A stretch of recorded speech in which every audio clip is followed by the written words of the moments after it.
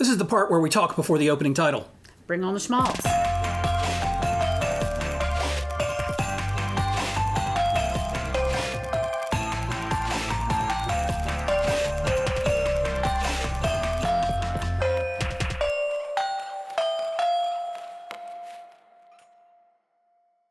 Well, hello again there, Schmaltzteers, and welcome to another episode of Schmaltzmark. Kelly, it has been a busy holiday season. It has. Very busy holiday season, but we still have more precaps we got to do. Yes. We still have to precap the movies from this past weekend. That's becoming a habit. It is becoming a habit. This is our third week in a row of actually doing precaps after the films have already played. But here's the thing.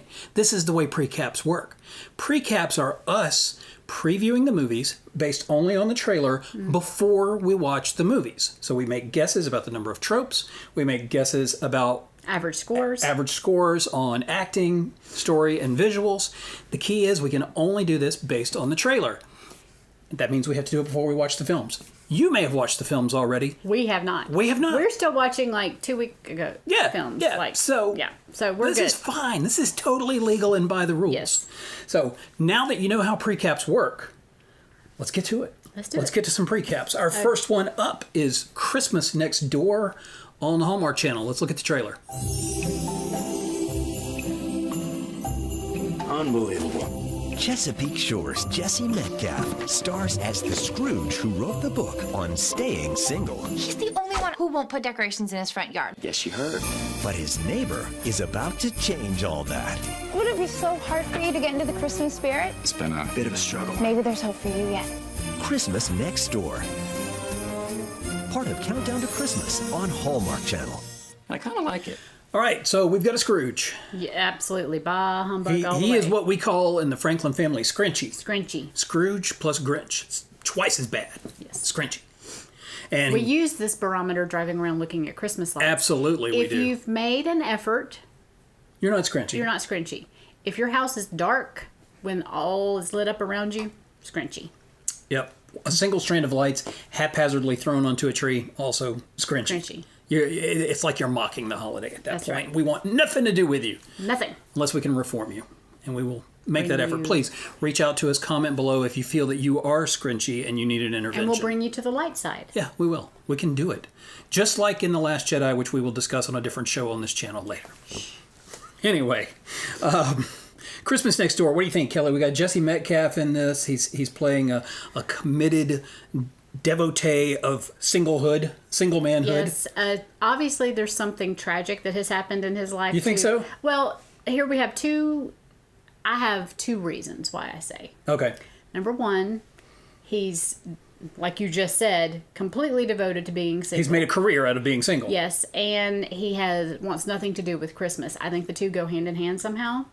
I think there was a heartbreak at Christmas, or parents died at Christmas. Something bad happened around Christmas. So you're calling for the tragic backstory right now. Right now. Well, I know we can eliminate caroling because we saw some caroling in the trailer. Other than that, I don't think we had any others we could eliminate. No. Let's look at what everybody thinks this one will be. All right.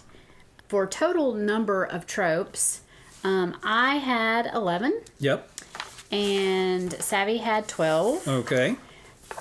Chatterbox had 11, and you had 9. Yeah, that's right. I'm playing it safe Yep.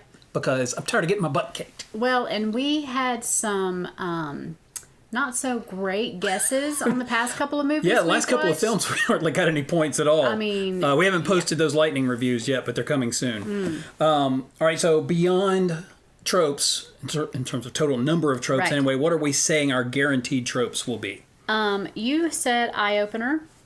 Let's change the order of these. Yes. I said eye opener. Savvy said eye opener. Chatterbox is going with a tragic backstory, like Yes. you just said in the discussion And here. You said eye opener. And then I went eye opener. Yeah. So it kind of writes itself Yeah. at this point that she's going to open his eyes up, because otherwise it ends as a tragedy. Right, and no Hallmark Christmas movie ends in tragedy. Maybe occasionally over on Movies and mysteries. Movies and Or, mysteries. or if it's like a Hallmark Hall of Fame. Right. Might be a little on the sad side. We had one a couple of years ago. Yeah, with the wife dying of cancer and Ooh, that was not. That's a tough one. Yeah, That's a tough one, especially after some of the things we've been through personally. Yes. Very hard. All right, so let's move right along to our guesses on acting, story, and visuals. I went with an 8, 7.5, and 7.5. Savvy does not have high hopes for this one. She went 7, 7, and 7.5. You want to talk about not high hopes? Chatterbox went with 7, 6 for story, and 7.5. He really, I'm not even sure he's going to want to watch this. He may not. I went a little higher than that. 8, 8, and 7.5. We've all pretty much agreed that we don't think this one's going to look all that great. No. Of course, we could be surprised. It could be a little bit of self-loathing because it's about Christmas in the suburbs, but who knows? We'll find out as we get into it. All right, let's move on to our next film from Hallmark. Christmas Connection. Make your Christmas connection right now. When a holiday vacation takes an unexpected detour, Hi. Sydney. she'll discover I think maybe we could help each other out. a surprising Christmas adventure. Hometown girl tracks down her parents' holiday romance. That is perfect for my Christmas column. Brooke Burns What do you say? and Tom Everett Scott. We don't do Christmas halfway in this family. I noticed. Christmas Connection on Hallmark Channel. Okay, my one hope for this film is that at some point in the film, Tom Everett Scott will make a nod to That Thing You Do. That's all I'm asking for. Hey, you shut up. Sorry about that. This thing's just playing on its own over here. It's like this trailer wants to be played. All right, so what do you think is going to happen in this film, Kelly? This one, I can't really put my finger on it. She obviously is tracking down her parents' connection to something. Yeah. So it might be sort of like a Finding Father Christmas sort of story. Right. I think what we're going to have here, whatever that part of it is, I don't know. But I do think that these two are going to start up a relationship of convenience to get through the holidays. You know, one of those, I'm single, you're single. I hate going to all these parties without a date, so I'll tolerate your family if you'll tolerate mine, that kind of thing. Right. So they have to get to know each other a little bit in order to make it believable. Now, those of you who've already seen the movie are probably watching us and just laughing because we're such big idiots. I don't care. No. I don't care. Just shut up. Seriously. Don't tell them to shut up. Why not? You shut up. You shut up. Let's talk about scores. This is getting ugly real quick. All right. So I went with 11 on the total number of tropes. Savvy went with 12. Chatterbox also went with an 11. And again, I was the low man with a 10. You have traded your early season trope scores for... I can be taught. Yes. This old dog's learning some new tricks. Because you were all about the 16s and 17s. Not anymore. But let me tell you, Hallmark, if you will hire me to direct one of these films, I promise you I will put at least 25 tropes in there. Maybe more. That might be a little much. It's not the way to get the Comment job. below. Comment below. I know what I'm doing. All right, so let's talk about the guaranteed trope that we all what are you chose. guaranteeing is your trope? I am guaranteeing a tragic backstory. So you swapped places with Chatterbox on that one. Savvy is going with the widowed love interest. Which one do you think she's calling to be widowed? I think him, but I'm not sure about that. Yeah. Chatterbox is going with an eye-opener guy. And on this one, I also went with an eye-opener guy. Wow, all right. Playing it safe. It could be an eye-opener gal as well. Right. Well, we need to change Now, the name you know of that what one. might end up happening here now that I've watched this trailer again is neither one of their eyes may be opened. Right. It may not, their eyes may not need to be opened. They may already have big, wide open eyes right from the beginning. Okay. So acting, story, But it could be a dilated pupil guy. acting, story, and visuals. I went with an 8.5, an 8, and an 8. So, Yeah. not over the top great, No. but you think it's going to be good. Savvy went with an 8, 7.5, 7.5. Chatterbox went with a 7.5 for acting, 7 for story, and 8 for visuals. I went higher than all of you. Well, I'm kind of in your neighborhood. I went with 8.5 for acting, 8 for story, and 8.5 for visuals. I will say that I have noticed a trend with Chatterbox. He doesn't always score a ton of points per movie, but he is most often right on acting. He is. He gets the acting category right more than any of us. Almost every time he gets the acting category right. Yep, that is his trend. That's his strong suit. He never, ever, hardly ever gets the trope of choice. So, right? again, because he Hallmark. likes to choose. Hallmark, if you got job openings, when you hire me to direct, hire Chatterbox as your casting director. He knows what he's doing. He knows acting. 12-year-old prodigy in casting. Now, he cannot do trope of choice to save his life because he keeps choosing awkward public proposal. I think he thinks it's funny, and he wants to see it. He does. It's just wishful drinking on his part. Not really. We don't let our children drink. Okay.